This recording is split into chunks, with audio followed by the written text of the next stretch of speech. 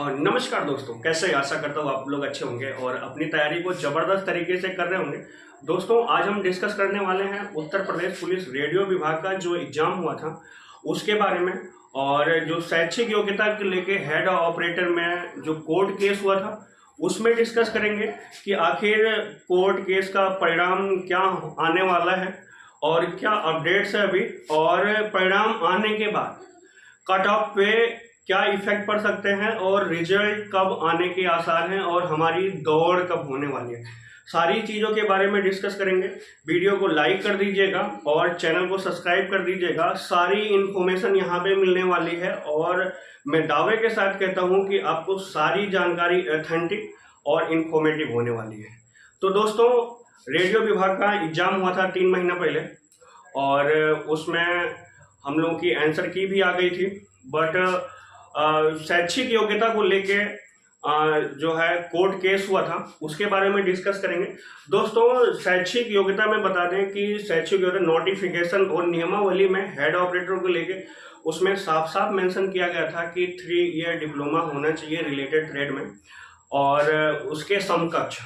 तो इसमें समकक्ष की वजह से या उनको रॉन्ग इन्फॉर्मेशन की वजह से बहुत सारे अन्य अभ्यर्थी जिनका 4 ईयर डिग्री है या फिर अदर्स क्वालिफिकेशन है वो वाले भी अपीयर हुए थे, जिनको लेके कोर्ट केस हुआ था। और कोर्ट केस में होने के बाद जो है, जब पहली सुनवाई में थोड़ा सा नंबर नहीं आया था, दूसरी सुनवाई में कोर्ट द्वारा बोर्ड को सम्मन भेजा गया कि वो अपनी प्रतिक्रिया दें कि आप अदर्स जो है क्वालिफिकेशन वाले को एक्सेप्ट कर रहे हो कि नहीं।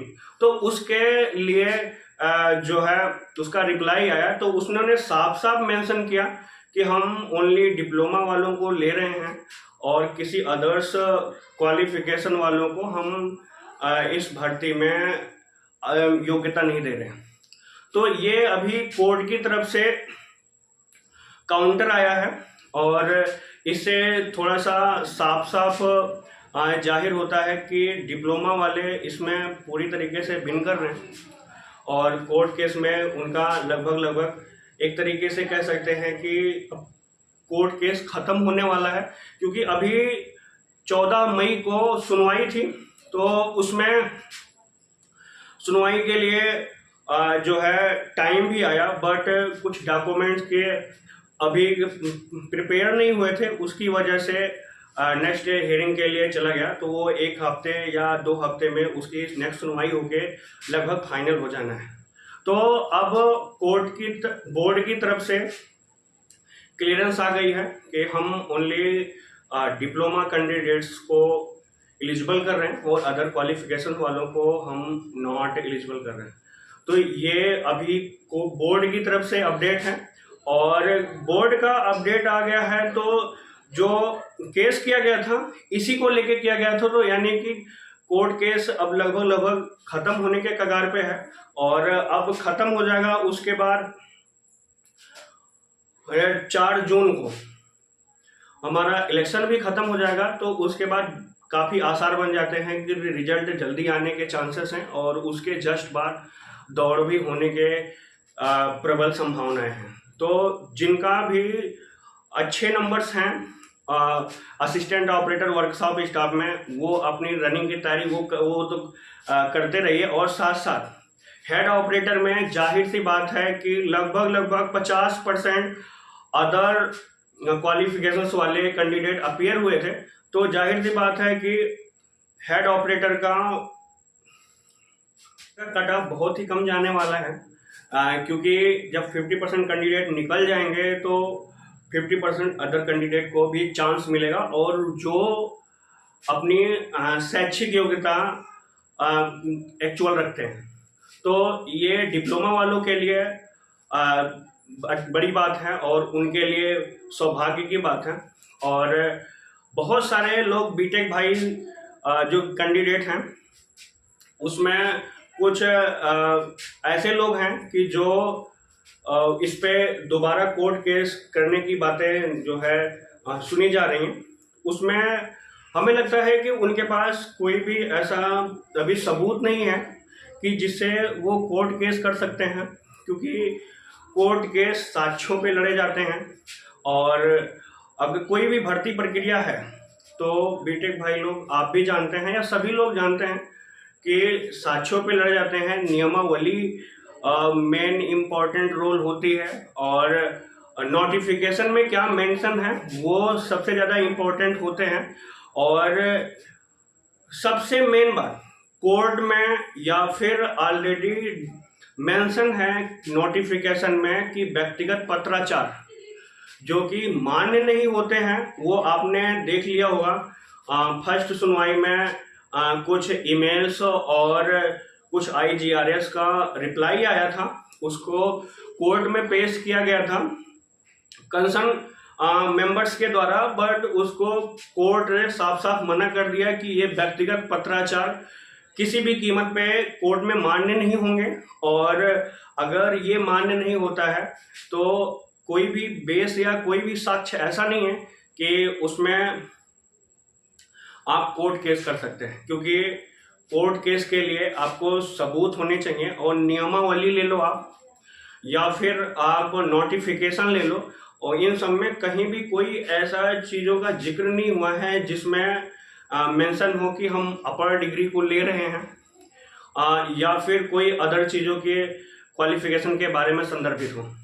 तो जो भाई इन सब चीज़ों के चक्कर में जो है लोगों को उकसा रहे हैं या फिर लोगों को एक तरीके से लोभ दिला रहे हैं, वो आप खुद इसके बारे में सोचिए अपने हिसाब से, क्योंकि इसमें आपका टाइम बर्बाद हो सकता है। और जैसा कि आपने 2.5 से 3 साल ऑलरेडी आपके अगर इसी भर्ती में आप लगे हो तो आपका बर्बाद हो चुका है।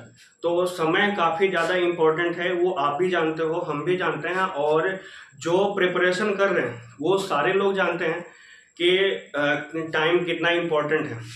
तो आप लोग अपने आप से खुद एनालिसिस करिए कि हमें आगे क्या करना चाहिए, क्योंकि अगर आप एनालिसिस नहीं करोगे तो टाइम इतना इम्पोर्टेंट है, टाइम चला जाएगा तो फिर आपको दोबारा भर्ती में मौका नहीं मिलने वाला है। इस समय बहुत सारी अपॉर्चुनिटी आपके पास है। आप अगर इसमें आपका डिप्लोमा योग्यता रखते हैं तब आप यहाँ पे बने रहिए, अदरवाइज मेरा सजेशन है कि आप दूसरी भर्ती की तैयारी में लग जाइए, क्योंकि आप अगर इसमें टाइम दे रहे हो तो मे भी ऐसा हो सकता है कि आपको सिर्फ अपना टाइम बर्बाद कर रहे हो।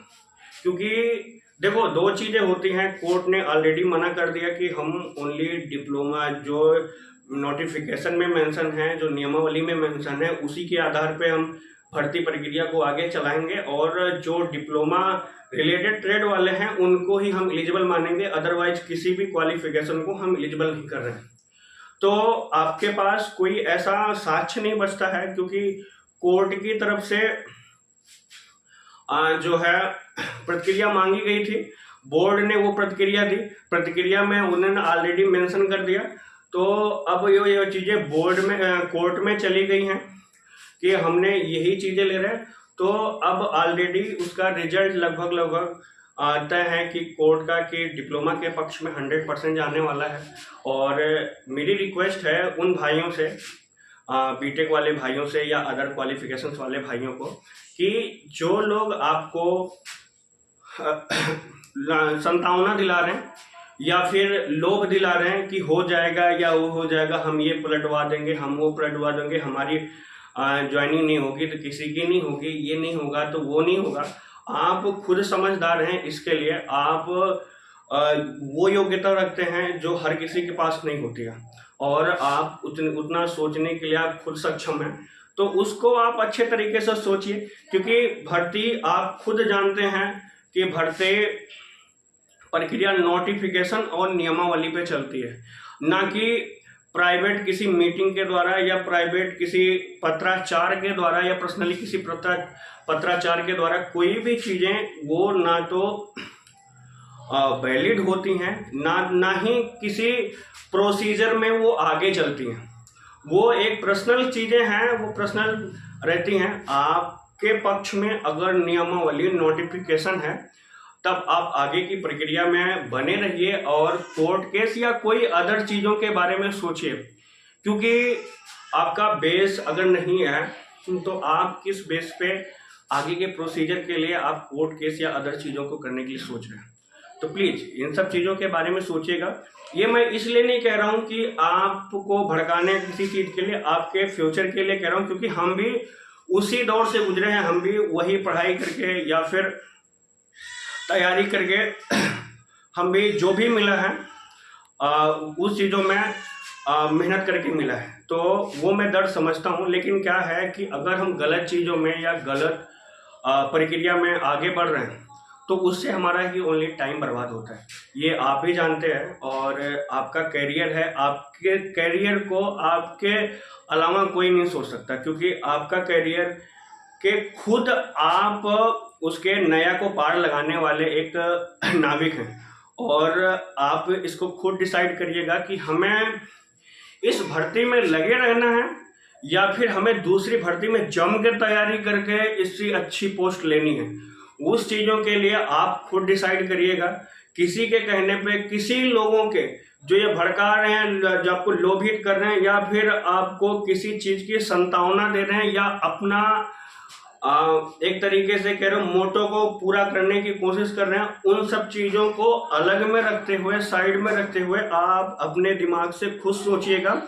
और वो चीज़ें आप जिस तरीके लेवल पे आप खुद सोच सकते हैं उतना कोई सोचने वाला नहीं है आपके लिए, क्योंकि आपको माइंड वॉश करने के लिए या बहुत सारी चीज़ों से लोभित करने वाले बहुत सारे मिलेंगे, क्योंकि उनका मेन मोटो अपना चैनल बनाना है और अपने आप को पैसा इकट्ठा करना है या आपसे चंदा मांगना है, वही चीज़ें उनके लिए हैं। क्योंकि आप खुद जानते हो कि अगर हमारे पास नोटिफिकेशन हमारे पक्ष में नहीं है या फिर हमारे भर्ती प्रक्रिया के नियमावली हमारे पक्ष में नहीं है, तो आप खुद बताइए आप किस बेस पे जो है कोर्ट केस करेंगे या फिर आगे के प्रोसीजर के लिए लड़ाई लड़ेंगे।